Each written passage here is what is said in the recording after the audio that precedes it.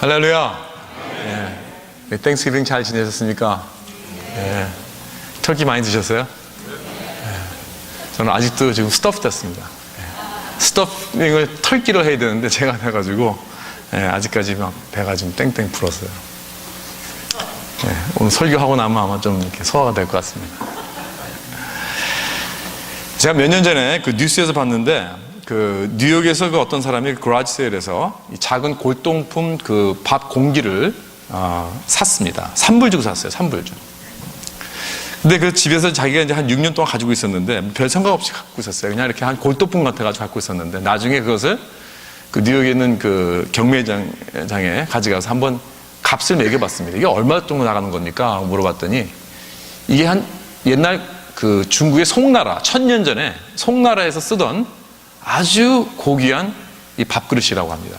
그래서 값을 뭐 상상도 할 수 없이 굉장히 이렇게 비싼 값이 됐는데 그거를 220만 불에 팔았습니다. 220만 불. 그러니까 3불 주고 그 그라지세일을 산 거를 220만 불에 샀다는 것입니다.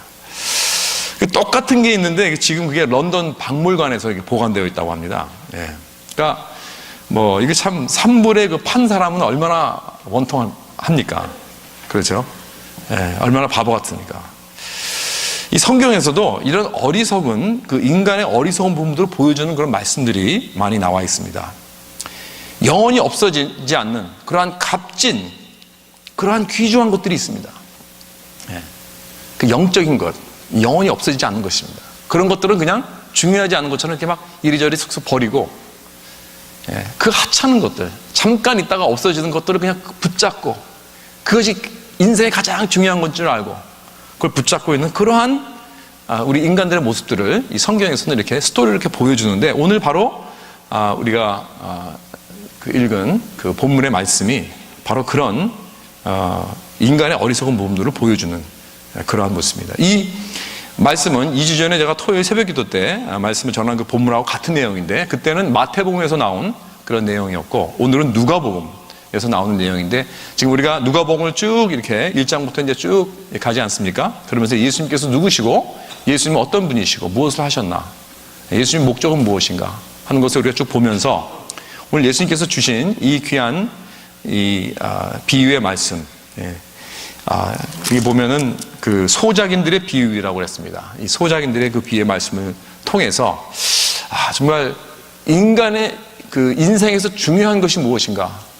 그 중요한 예수 그리스도를 버리고 인생의 모퉁이 돌이 되는 그러한 예수 그리스도를 버리고 다른 것을 가지고 모퉁이 돌로 삼은 그러한 우리 인간의 모습들을 돌아보면서 우리들의 모습을 한번 돌아보면서 우리들의 모퉁이 돌은 도대체 무엇인가 한번 생각해 보는 시간을 갖도록 하겠습니다. 지난 그 2주 전에 그 토요일 아침에는 이 농부들의 화가 난 농부들의 그 입장에서 한번 봤는데 오늘은 예수 그리스도 비록 건축자들이 버렸지만 우리들의 모퉁이 돌이 되신 예수 그리스도가 누구신가? 예수 그리스도의 그 관점에서 이 이야기를 한번 보도록 하겠습니다. 오늘 이 비유에 여러 가지 상징적인 인물이 많이 나오는데 그 사람들이 한번 신분을 먼저 한번 밝히도록 하겠습니다. 한번 여쭤보겠습니다. 여기에 지금 이 포도원 주인은 누구이죠? 하나님 아버지시죠. 그래서 그 포도원 주인의 아들이 누구입니까? 예수 그리스도. 포도원 주인이 지금 계속해서 종을 보냈죠. 한 3번씩 종을 보냈는데 그 종들은 누구입니까? 구약의 선지자들. 그렇죠. 그리고 농부는 이스라엘 사람들, 이스라엘의 특히 지도자급에 있는 그런 바리새인들, 서기관들, 제사장 이런 사람들이죠. 그 예수님의 그 비유에 대한 그 의미와 뜻을 한번 이렇게 한번 생각해 보겠습니다. 그 당시에 이렇게 돈 많은 사람이 이 땅을 사서 거기다가 이렇게 포도원을 짓고 그다음에 그것을 세를 주고 농부들에게 세를 주고 이렇게 떠나가는 그러한 예들이 많이 있습니다. 그래서 이러한 스토리가 굉장히 좀 이렇게 이상한 이야기가 아니고 그 당시에 많이 일어나는 늘 일어나는 그러한 이야기들이기 때문에 많은 사람들은 듣고 자주 그 흔한 이야기를 통해서 뭐 너무나 자주 아는 그러한 시츄에이션입니다. 그렇죠? 자, 이 새들은 농부들의 책임은 무엇인가? 그들은 주인에게 보수를 받고 농사를 지어서 주인이 투자한 그 포도원에 그 소득을 주는 사람들입니다. 주인이 고용을 했어요. 세를 주었습니다. 그리고 그들이 돈을 받고 열심히 농사를 지어서 이제 소득을 주인에게 줘야 되는 것입니다. 그 땅은 자기들의 것이 아닙니다. 그래서 그들은 시킨 대로 일을 열심히 잘해서 이득을 남겨야 합니다. 주인을 위해서. 왜냐하면 그 땅은 자기네 땅이 아니기 때문에, 그 포도원은 자기네 포도원이 아니기 때문에. 여기서 이 비유에서 농부와 주인과의 관계는 무엇을 말해주고 있는가? 농부의 것은 아무것도 없다는 것입니다. 농부의 것은 아무것도 없습니다. 그리고 농부는 주인을 위해서 열매와 소득을 맺어 드려야 하는 그런 의무가 있습니다. 여기서 우리가 이 부분을 우리가 개인적으로 우리 삶에 적용을 한다면 이런 것입니다. 포도원은 우리 인생이라고 생각할 수 있습니다. 그리고 포도원 주인은 하나님 아버지이십니다. 우리 인생의 주인은 하나님 아버지이십니다. 우리는 농부입니다. 우리는 오운한 거 아무도 없습니다. 아무것도 없습니다. 우리 소유는 아무것도 없습니다. 모두가 다 하나님 것입니다. 그렇기 때문에 우리는 그냥 전세로 모든 걸 사용하고 있는 거예요. 우리 빌려서 쓰고, 지금 우리 생명도 빌려서 쓰고 있는 것입니다. 여러분, 기억하셔야 돼요. 여러분이 가지고 있는 시간, 여러분이 가지고 있는 모든 재능, 모든 은사, 모든 재산 다 빌려 쓰고 있는 거예요. 하나님께서 빌려주신 거예요. 우리가 오운한 건 아무것도 없다는 것입니다. 마치 농부들 같이. 뭘 빌려 쓰는 사람들 보면 두 종류의 사람들이 있더라고요. 한 종류의 사람들은 그걸 아주 잘 조심히 다루면서 사용합니다.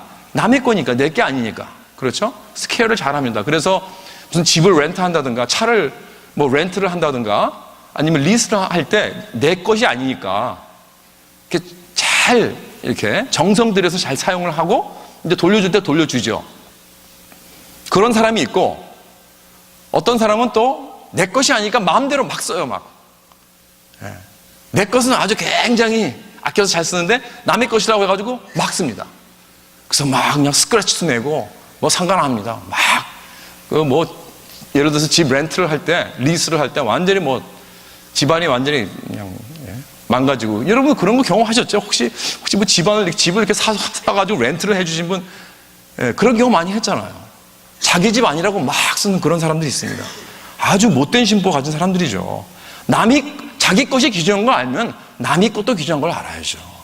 그렇죠? 그래서 내가 차를 리스했다든가 집을 렌트하거나 그러면 뭐 간단한 거 뭐 하나 빌리더라 한다 할지라도 우리는 잘 깨끗이 사용하고 원 컨디션으로 돌려줘야 하는 것이 그래야 상식입니다. 똑같은 원칙이 적용되는 것입니다. 사랑하는 성도 여러분, 여기 농부와 그 주인과의 관계에서 얻어야 할 우리의 영적 레슨은 무엇인가? 인생에 우리들이 가지고 있는 거 하나도 없다는 것입니다. 다 빌린 것입니다. 그러니 우린 인생에서 주인 행세를 하지 말아야 합니다. 하나님은 우리에게 많은 것을 주셨습니다. 여러분이 가지고 있는 거 다 하나님 것입니다. 심지어는 여러분 생명까지도 여러분 내 것이 아닙니다. 하나님의 소유입니다. 빌려주신 거예요. 그런데 문제는 인간은 항상 자기가 주인인 모양 행사를 한다는 것입니다. 내 인생에 내가 버스가 되고 싶다는 거예요. 여기에 나오는 비유에 나오는 농부들 같이 말입니다. 사랑하는 성도 여러분, 여러분이 가지신 시간, 여러분이 가진 능력, 여러분이 가지는 그 생각 마음대로 사용하지 마십시오. 내가 가지고 있는 마음을 아무거나 우리가 줄 수 없습니다. 내가 욕망하는 것 있죠. 그러나 내 마음대로 내 욕구를 사용할 수 없습니다. 내가 가지고 있는 능력과 힘, 내가 가지고 있는 재산들, 내가 가지고 있는 시간, 특권, 건강, 여러분 내 마음대로 사용할 수 없습니다. 왜냐하면 오직 하나님이 주인이시고 하나님이 컨트롤하시고 지금 나는 borrow time에 살고 있는 것입니다. 모든 걸 다 빌려서 살고 있는 것이기 때문에 하나님이 내 삶의 주인이심을 꼭 깨닫고 그분이 원하시는 것을 내가 하고 그분을 위해서 내가 소득을 남겨드리는, 열매를 맺어드리는 그러한 책임 있는 삶을 살 수 있는 저와 여러분 되시길 주님의 이름으로 축원합니다. 두 번째로 농부들과 주인이 보내는 그 종들과 어떤 관계가 있는가? 이제 그 주인이 가만히 보니까 이제 시대가 돼서 이제 종을 보냅니다. 종을 보내서 메신저입니다. 보내서 소득을 얻으려고. 그런데 어떻게 하죠? 수확을 주지 않고 얻어오지 않고 종이 얻어맞고 옵니다. 농부들한테. 이 종은 뭐냐? 주인의 메신저입니다. 메신저. 이 본문에서의 메신저를 구약의 선지자들로 말하고 있습니다. 왜 하나님께서 이스라엘 백성에게 선지자를 보내셨는가? 왜냐하면 지금 이스라엘 백성들은 자기들이 주인 행세를 하고 있는 거예요. 하나님은 제쳐놓고. 그래서 자꾸 선지자들을 보내는 것입니다. 너희들 그렇게 살면 안 된다. 이런 메시지를 주라고. 너희들의 주인은 너희들 자신이 아니다. 너희들의 주인은 하나님이시다. 이 땅의 주인, 이 포도원, 이 이스라엘의 주인은 하나님이시라는 것을 자꾸 워닝을 주고 기억해 주고 말씀해 주기 위해서 이 종들을 보내신 것입니다. 여러분, 이것도 참 하나님의 은혜입니다. 여러분, 하나님께서 만약에 이 농부들이 지금 이 주인의 말을 듣지 않고 자기 마음대로 자기가 주인같이 행세를 하는 그러한 것을 아는 순간 여러분이 만약에 주인이라면 어떻게 하겠습니까? 즉시 아는 즉시 어떻게 하겠습니까? 당장 해고해버리죠. 그렇죠? 그런 나쁜 사람들이 어디 있습니까? 그런데 하나님은요, 인내하십니다. 하나님 기다리십니다. 하나님은 종들을 보내서 설득을 시키십니다. 너희들 그런 거 아니다. 생각해봐라. 너희들이 얻은 게 뭐가 있냐? 다 하나님께서 주신 거 아니냐? 이것을 하나님의 나라를 위해서, 하나님의 영광을 위해서 소득을 내야지, 너희들이 마음대로 이렇게 하면 어떻게 되냐? 너희들 멸망한다. 그러지 마라 하는, 그렇게 타이르시고 여러 가지 방법으로 설득시키시려고 이렇게 종들을 보내시는 거예요. 한 명 보냅니다. 돌아와서 얻어맞고 옵니다. 또 두 번째 종을 보냅니다. 또 얻어맞고 돌아옵니다. 세 번째 종을 보냅니다. 또 얻어맞고 돌아옵니다. 오늘날도 하나님께서 우리들에게 그의 메신저를 보내주시고 계십니다. 여러 가지 모양으로 보내십니다. 우리 주위에 있는 많은 사람들, 우리들의 부모님들, 우리들의 형제자매들, 교회의 믿음의 식구들, 목사님들, 장로님들, 여러 가지 종들을 하나님께서 우리에게 보내주십니다. 그리고 메시지를 주십니다. 여러분들 그 메시지를 어떻게 받고 있습니까? 거절하고 있습니까? 아니면 받아들이고 있습니까? 또한 하나님은 어떤 이벤트를 통해서 우리에게 말씀을 주고 계십니다. 우리들의 일상생활에 일어나는 그러한 일들, 특히 어려운 일들을 당했다든가, 병에 걸렸다든가, 사고가 났다든가, 사랑한 사람을 잃었다든가, 사업에 실패했다든가, 직장에서 해고당했다든가, 이런 어려움을 통해서 하나님은 나에게 메시지를 주고 계세요. 그 무슨 메시지냐? 네가 네 주인이 아니다는 거예요. 그래서 C.S. 루이스가 이런 말을 했습니다. 하나님은 우리의 쾌락 속에서 속삭이시고, 우리의 양심 속에서 말씀하시며, 우리의 고통 속에서 소리를 지르신다고 했습니다. 여러분, 그러니까 우리가 고난이나 고통을 받고 있다는 것은 하나님께서 지금 크게 소리를 지르고 있다는 거예요. 어떤 메시지를 주고 있다는 거예요. 너희를 마음대로 살면 안 된다. 오직 하나님만이 너희 주인이시다. 너희 소유를 내 마음대로 사용하지 말고 내가 원하는 대로 사용해라. 하나님의 나라를 위해서 이득을 남겨라. 이런 메시지를 계속 우리들에게 주고 계십니다. 그러나 문제는 뭐냐면 우리는 이런 메시지 듣기 싫어요. 지금 오늘 제가 목사로서 여러분들에게 드리는 이 말씀 여러분 듣기 싫죠? 솔직히 말씀해서. 할렐루야. 네. 겉으로는, 입으로는 아니요 하면서 속으로는 그러는 거 아니에요 혹시? 왜? 우리 인간은 누가 내 삶에 들어와서 이래라 저래라 하는 거 싫거든요. 내 인생 내가 살고 싶어하는 그러한 이기주의적인 그러한 죄악적인 그런 마음, 이런 죄악적인 그런 그 본능이 있습니다. 그래서 메신저를 무시합니다. 그런 말을 누가 해주면 너나 잘해라 이렇게 그냥 얘기한 적이 많아요. 아니, 때리고 쫓아냅니다. 심지어는 내 인생 내가 마음대로 살려고. 사랑하는 성도 여러분, 주님이 오늘날 우리에게 보내주신 메신저를 여기저기 많이 있는데 여러분 그 메시지를 얼마나 듣고 계시고 있습니까? 아니면 무시하고 있습니까? 하나님의 메신저를 존경하고 계십니까? 아니면 시대에 뒤떨어진 말을 한다고 조롱하고, 또 어떨 땐 뭐라고 그러면은 괜히 시험에 들고 화를 내고 그런 반응을 내고 있습니까? 하나님이 보내주신 이 메신저의 말씀을 잘 들으시기 바랍니다. 그것이 사람이든 교회든 어떤 이벤트든 하나님의 음성을 잘 듣고 내가 내 삶의 주인이 아니라는 것을 깨달아 주님 나라를 위해서 열매를 맺어드리는 그러한 저와 여러분 되시길 주님의 이름으로 축원합니다. 그런 농부와 아들과의 관계는 어떠한 관계인가? 포도원 주인은 이제 마지막 아들을 보냅니다. 그렇죠? 내 아들은 존경하겠지. 정말 인자하신 분이, 정말 긍휼이 많으신 분입니다. 그렇죠? 이제 농부들이요, 아주 난폭이 아주 심해졌습니다. 아니, 주인이 보낸 종들도 막 때리고 내쫓더니 이제는 아들을 보내니까 음모를 합니다. 어떤 음모를 하는가? 자, 이제 이 아들을 죽이고 아예 주인의 모든 이 땅을, 이 포도원을 우리가 소유하자. 예? 그리고 아들을 잡아가지고 포도원 밖에서 내쫓아 죽였다는 거예요. 예. 여러분, 이 죽임은 완전히 계획된 살인입니다.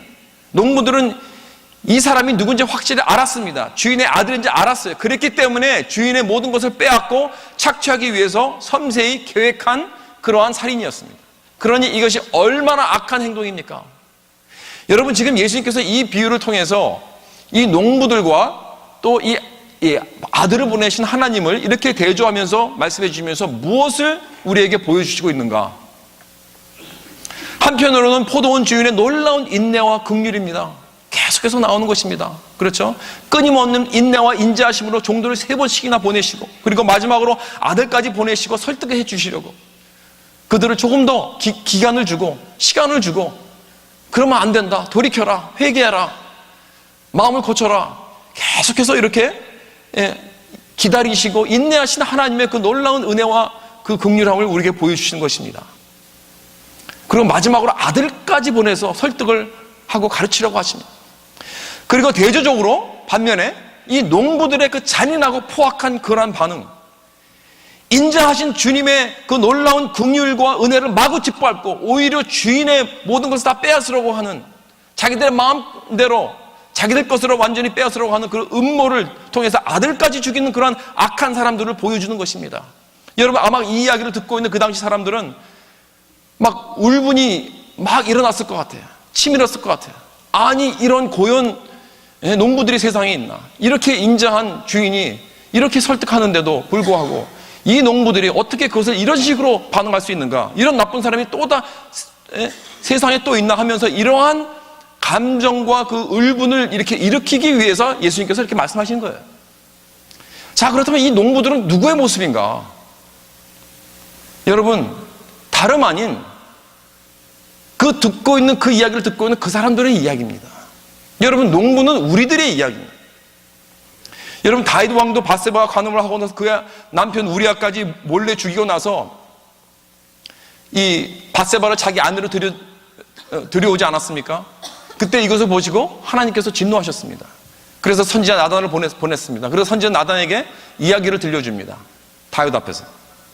어떤 부자가 있었는데 이 부자가 많은 소와 양떼들을 가지고 있었어요.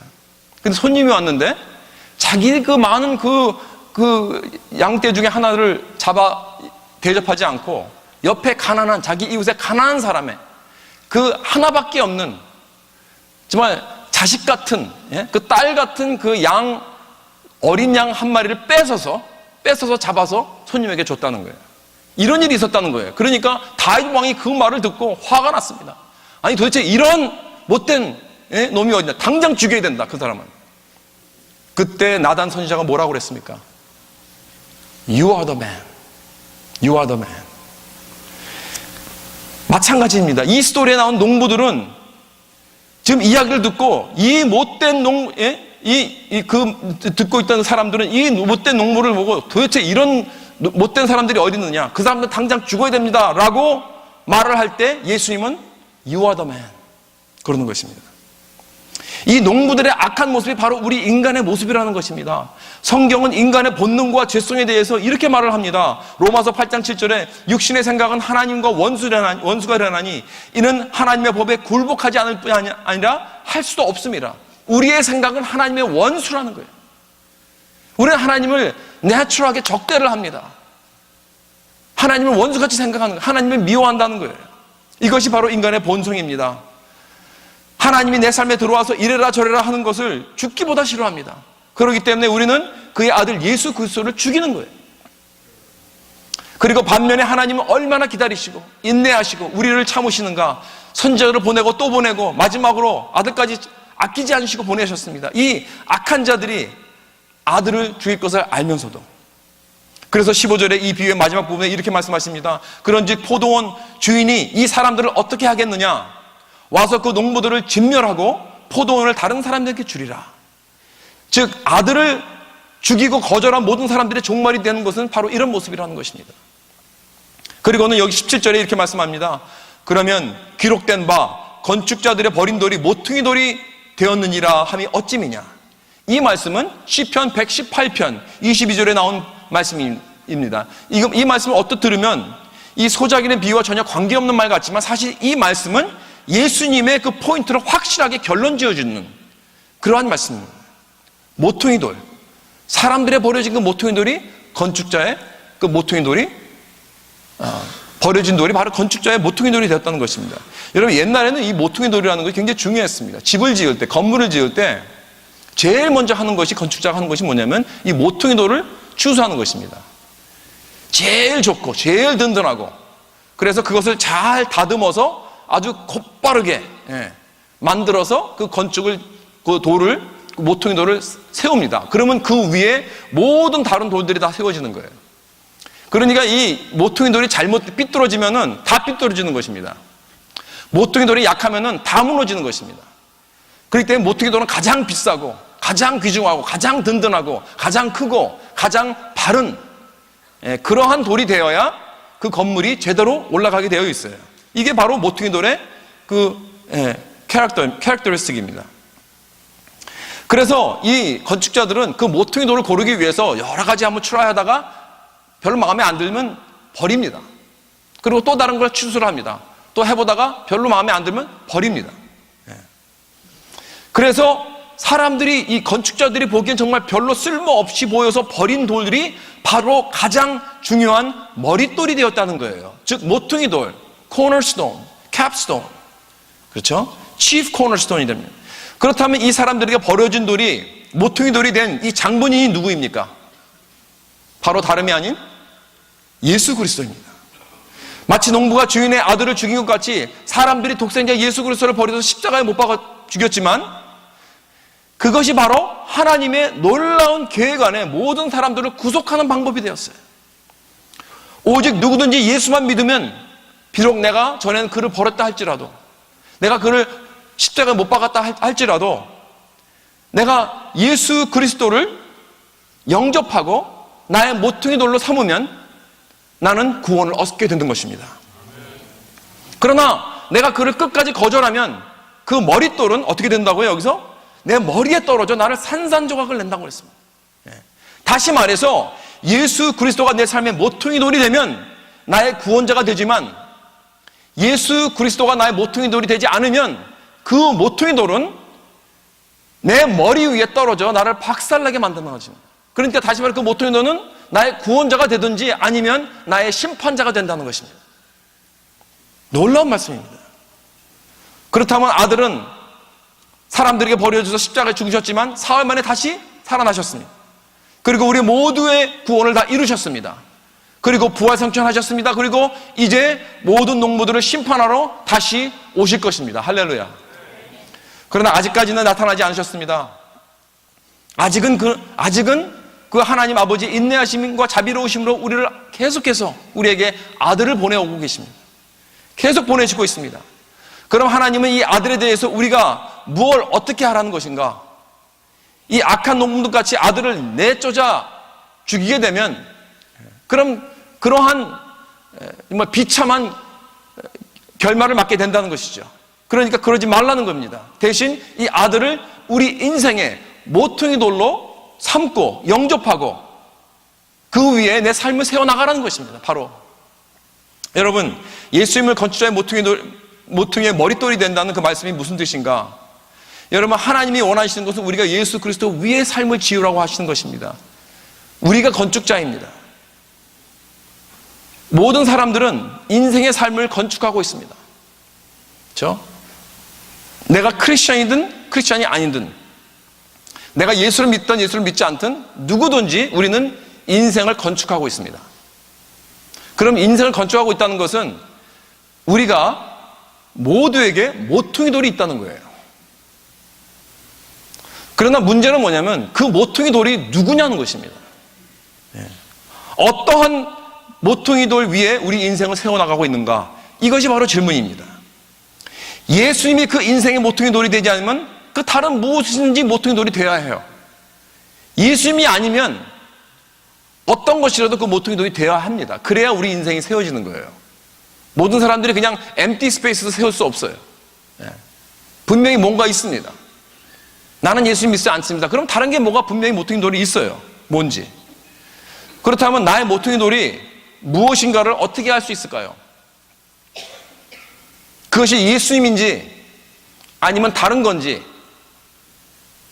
알 수 있는 방법이 있습니다. 뭔지 아십니까? 알고 싶으십니까? 별로 알고 싶지 않으신 것 같아요. 그러나 알고 싶지 않아도 알아야 됩니다. 여러분, 내 삶의 모퉁이 돌이 무엇인지 알 수 있는 방법은 내 삶에 어려움이 올 때 알 수 있는 것입니다. 고난을 당할 때, 나에게 소중한 것이 없어졌을 때, 빼앗겼을 때, 그때 나는 알 수 있습니다. 내 모퉁이 돌이 흔들리면 내 삶 전체가 흔들립니다. 여러분, 보통 때는 잘 모르죠. 잘 숨겨뒀기 때문에. 그러나 인생에 비바람이 몰아치고 홍수가 나고 그 기초가 반석인지 아니면 모래인지 나타나지 않아요. 근데 그 비유 잘 아시잖아요. 날씨가 좋을 때는 그 두 집을 볼 때 우리는 전혀 디퍼런스가 없습니다. 전혀 쌍둥이 같습니다. 그러나 홍수가 나고 비바람이 칠 때 이제 막 그 밑에 쓸려 내려갈 때 그 집이 반석 위에 지었는지 모퉁이 돌이 있는지 어떤 모퉁이 돌이 있는지 우리는 알게 된다는 거예요. 여러분, 그 모퉁이 돌이 여러분의 사업이라면 그 사업이 망할 때 어떻게 되는지 아십니까? 난 일어나지 못할 것입니다. 여러분의 모퉁이 돌이 명예입니까? 그렇다면 그 명예가 없어졌을 때, 빼앗겼을 때 난 일어나지 못할 것입니다. 여러분의 모퉁이 돌이 재산입니까? 여러분 재산을 다 날렸을 때 완전히 난 무너질 것입니다. 여러분의 모퉁이 돌이 가정입니까? 내 자녀들입니까? 내 자녀를 빼앗겼을 때 난 인생을 절망하고 말 것입니다. 요한복음 4장에 나오는 우물가의 여인의 모퉁이 돌은 무엇이었습니까? 그 여인은 남자의 사랑이었습니다. 로맨스였습니다. 그래서 이 남자를 남편으로 데리고 살다가 떠나가 버리면 완전히 좌절합니다. 또 다른 남자를 또 트라이합니다. 그래서 이 남자 저 남자 완전한 그 퍼펙트한 그런 로맨스를 위해서 이 남자 저 남자 찾아다녔습니다. 그러나 그런 남자가 있나요? 이 세상에서? 여러분이 지금 살고 있는 그 남편도 그런 남자 아닙니다. 절대 여러분의 그 모퉁이 돌이 되는 남자는 없습니다. 이 세상에서. 저도 아닙니다. 확신합니다. 그렇죠? 그렇기 때문에 이 여인은 바로 우물가에서 예수님을 만났을 때 비로소 모퉁이 돌을 찾은 거예요. 참된 모퉁이 돌. 전혀 흔들리지 않은. 그렇기 때문에 모든 인생이 완전히 바뀌어버렸습니다. 예수 그리스도가 그녀의 모퉁이 돌이 되고 나서 그 인생은 절대로 흔들리지 않고 참다운 기쁨과 소망과 목적을 가지고 살게 되었다는 것입니다. 베드로전서 2장 6절에 그랬습니다. 보라, 내가 택한 보배롭고 요긴한 모퉁이 돌을 시온에 두노니 저를 믿는 자는 부끄러움을 당하지 아니하리라. 예수 그리스도가 여러분의 모퉁이 돌이 될 때 여러분은 부끄러움을 당하지 않습니다. 절대로 흔들리지 않습니다. 내가 실패작이라는 느낌을 받을 수 없습니다. 내 삶의 뿌리에서부터 흔들리는 느낌 전혀 없습니다. 그러나 이 세상의 모퉁이 돌은 다 그렇습니다. 항상 불안합니다. 항상 흔들립니다. 언제든지 잃어버릴 수 있습니다. 언제든지 빼앗길 수 있습니다. 그러나 감사한 것은 나에게 절대로 흔들리지 않은 참된 모퉁이 돌. 사랑하는 성도 여러분, 그 영원히 흔들리지 않는 solid ground. 오늘 참 우리가 예수 반석 위에 우리가 세워야 우리는 절대로 흔들리지 않는 그러한 참된 인생을 살 줄 믿습니다. 이 돌은 보배롭고 요긴한 모퉁이 돌이라고 그랬어요. 여기 보면 보배롭고 요긴한 chosen and precious cornerstone 그랬습니다. 여러분, 그분이 어떻게 나의 보배롭고 요긴한 그런 모퉁이 돌이 될 수 있을까요? 무엇이 나에게 보배로운 걸까요? 여러분, 예수님이 여러분의 정말 보배입니까? 그것을 어떻게 합니까? 제가 아는 어떤 목사님이 간증을 하는데 집안이 어려서 아주 부자였다고 합니다. 그런데 동생이 있었는데 백혈병을 앓았다 그래요.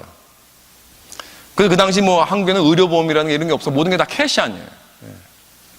그래서 그걸 치료하는데 하루에 1,000만 원씩 들어갔다고 합니다. 근데 그 집안이 잘 살았음에도 불구하고 그 아들이 치료비 때문에 결국 뭐 집도 팔고 모든 재산 다 썼습니다. 아들을 치료한다 다 날렸어요. 근데 불행하게도 결국 그 동생은 5년 동안 병원에서 치료를 받다가 13살의 나이로 세상을 떠났습니다. 그 부모님은 사랑하는 아들 그 생명을 위해서 모든 대가를 다 지불합니다. 아들을 위해서. 그렇죠? 다 희생합니다. 왜? 아들이 보배이니까. 바로 이런 것입니다. 여러분, 그런 의미에서 예수님이 보배로 말하는 그 의미는 예수님이 너무 귀중하고 너무 소중하기 때문에 이 세상에 어느 것도 다 희생할 수 있다는 거예요. 여러분, 그럴 수 있습니까? 여러분, 우리는 노래합니다. 주 예수보다 더 귀한 것은 없네. 이 세상 부귀와 바꿀 수 없네. 여러분, 정말 사실입니까? 그분을 위해서 다 희생할 수 있습니까? 여러분, 그러기 전에는 예수님이 내 삶의 모퉁이 돌이 될 수 없습니다. 예수님께서 어떻게 나의 삶에 그렇게 되실 수 있나요? 어떻게 나의 삶에 그런 보배로운 모퉁이 돌이 되실 수 있나요? 베드로전서 2장 4절을 보면 모퉁이 돌에 대한 이런 말씀이 나옵니다. 사람에게는 버림받았으나 하나님께서는 택하심을 입은 이 보배로운 산돌이신 예수께 나아가라 그랬습니다. 예수께 나아가라. 여러분, 그분에게 나아가는 것입니다. 사람들에게 버려진 모퉁이 돌에게 나아가라고 했습니다. 그가 어떻게 그리고 왜 버림을 받았는지 우리는 볼 수 있어야 됩니다. 예수님이 자기 땅에 오매 자기 백성이 영접지 아니었다고 했습니다. 예수님께서는 이 땅에 계실 때는 가족에서 버림받았고요. 또 자기가 가장 친한 이 제자들 친구들에게도 나중에 다 배반을 당했습니다. 십자가에서는 달려 돌아가시면서 나의 하나님 왜 나를 버리셨나이까 아버지에게도 버림을 받으셨어요. 내가 사랑하는 사람들에게 버림받는 것처럼 힘든 건 없습니다. 이것처럼 괴로운 것은 없습니다. 그럼 우리는 보통 버림받고 나면 어떻게 하죠? 우리의 반응은 어떻습니까? 우리는 그저 떠나가 버립니다. 그렇죠? 내가 누구에게 버림을 받았으면 우리의 반응은 뭡니까? 그냥 난 가버립니다. 그런데 예수님은요, 우리를 떠나지 않으십니다. 자신을 버린 우리들을 위해서 여러분, 예수님께서는 십자가로 가십니다. 우리를 위해서 죽으러 십자가로 가신다는 것입니다. 그래서 우리를 대신해서 죽으십니다. 자신을 외면하고 배반하고 버린 사람들을 위해서 십자가에 돌아가셨어요. 왜 그러셨을까요? 왜냐하면 예수님은 여러분과 나를 귀중한 보배로 여기시기 때문입니다. 예수님은 나를 얼마나 보배롭게 여기시는지, 나를 위해 죽으시고 나의 죄와 형벌을 대신 담당하셨다는 거예요. 이사야 43장에 보면 나를 보배롭고 존귀하게 뭐라고요? 여긴다 그랬어요. 여긴다고. 내가 보배롭고 존귀한 자가 아니라 그랬습니다. 그게 아니고 그렇게 여긴다는 건 뭐냐면 사실 그게 아닌데, 나는 보배롭고 존귀하지 않은데 그렇게 여긴다는 것입니다. 여러분, 다이아몬드가 다이아몬드라고 여기는 건 당연한 거예요. 그러나 그냥 아무것도 아닌 가치가 없는 돌을 가지고 다이아몬드로 여기는 건 이건 스페셜한 것입니다. 여러분, 우리들은 절대로 다이아몬드가 아닙니다. 보배가 아니라고요. 누가 나를 위해서 죽을 만한 가치가 전혀 없었습니다. 그러나 예수님이 가치 없는 나를 위해서 돌아가셨다는 거예요. 내가 아직 죄인 되었을 때, 그렇죠? 내가 잘났을 때 나를 위해서 돌아가셨다 그러지 않았어요. 내가 아직 죄인 되었을 때, 내가 지금 계속 하나님을 막 원망하고 하나님을 욕하고 하나님의 얼굴에 침 뱉고 있을 때, 그때 나를 위해 돌아가셨다는 것입니다. 가치 없는 나를 위해서 십자가를 위해서 죽으셨어요. 십자가를 위해서 돌아가셨어요.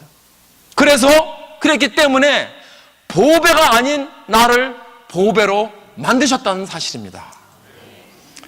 여러분, 내가 왜 가치 있는지 아십니까? 왜냐하면 나는 하나님의 소유이기 때문에 가치 있는 거예요. 아무 가치 없는 것도 누구가 누구의 소유가 되느냐, 누구의 소유권이 있느냐, 이게 중요한 겁니다. 똑같은 옷도요. 똑같은 옷도 거지가 입으면 아주 싼 거예요. 그러나 아주 부자가 입으면 굉장히 값진 것입니다. 아주 유명한 사람이 입으면 굉장히 값지게 되는 거예요. 마찬가지로 우리는 정말 그러한 아무런 가치가 없는 사람들입니다. 그러나 하나님이 우리를 그의 놀라운 예수 그리스도의 피값으로 우리를 사셨습니다. 우리를 구속하셨습니다.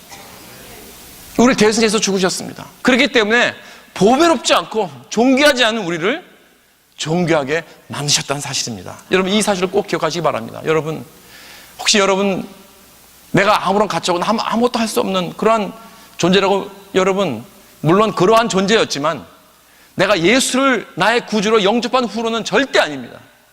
하나님이 나의 그 놀라운 피값으로 나 사셔서 정말 돌 같은 나를 가장 소중한, 가장 보배로운 보석 중의 보석으로 만들어주신 줄 믿으시기 바랍니다. 이게 놀라운 복음입니다. 그래서 우리는 이 사실을 꼭 붙잡아야 됩니다. 그래야 예수님이 나의 가장 귀중한 보배가 되어서 모퉁이 돌로 내 삶에 들어오게 되시는 것입니다. 예수님이 내 삶에 모퉁이 돌이 되면요, 우리 삶은 어떻게 바뀌는가? 그 위에 쌓인 돌들은 영원히 견고합니다. 흔들리지 않습니다. 어떠한 어려움이 와도 무너질 염려가 없어요. 그래서 내가 이렇게 하나님의 사랑을 받고 있고 하나님이 나를 보배롭고 존귀하게 여긴다는 이 사실을 깊이 깨닫고 나면 여러분, 이 세상에서 나는 확신을 갖고 살 수 있습니다. 그렇죠? 누가 나를 기분 좋게 해줄까? 누가 나를 좀 알아줄까? 누가 좀 나를 도와줄까? 이런 거 찾아다니지 않아요. 오히려 반대로 나는 이미 하나님의 사랑과 인정과 하나님의 액셉턴스를 받았기 때문에, 하나님이 나를 보배롭게 여기셨기 때문에 나는 이제 이 새로운 셀프 컨피던스를 가지고, 이 놀라운 이 하나님에 의한 자존감을 가지고 난 다른 사람들을 도와줄 수 있어요. 다른 사람을 찾을 수 있어요. 누가 나의 우정과 교제가 필요할까? 누가 나의 도움이 누가 나의 위로가 필요할까? 누가 내가 섬겨줄 대상이 누구일까? 라고 할 수 있어요. 그리고 누가 나를 좀 무시하고 그래도 괜찮습니다. 나는 그 사람을 사랑할 수 있습니다. 그 사람은 불쌍히 여길 수 있습니다. 그리고 그들을 보배로 여기고 섬길 수 있습니다. 왜? 예수님이 나 같은 자도 보배로 만드셨기 때문에. 이것이 예수님의 십자가의 사랑으로 보배가 된 우리들의 삶인 줄 믿으시기 바랍니다.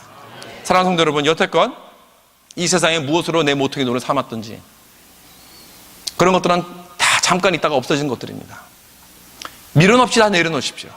그리고 대신 영원히 변치 않은 내 삶의 모퉁이 돌이 되신 예수님께로 나아가시 바랍니다. 오직 예수님만이 가장 보배로운 나의 산 모퉁이 돌로 모시고 나의 가정을 세우고 나의 교회를 세우고 내 일터를 짓고 나의 영원한 가치 있는 삶을, 그런 사실은 저와 여러분 되시길 주님의 이름으로 축원합니다.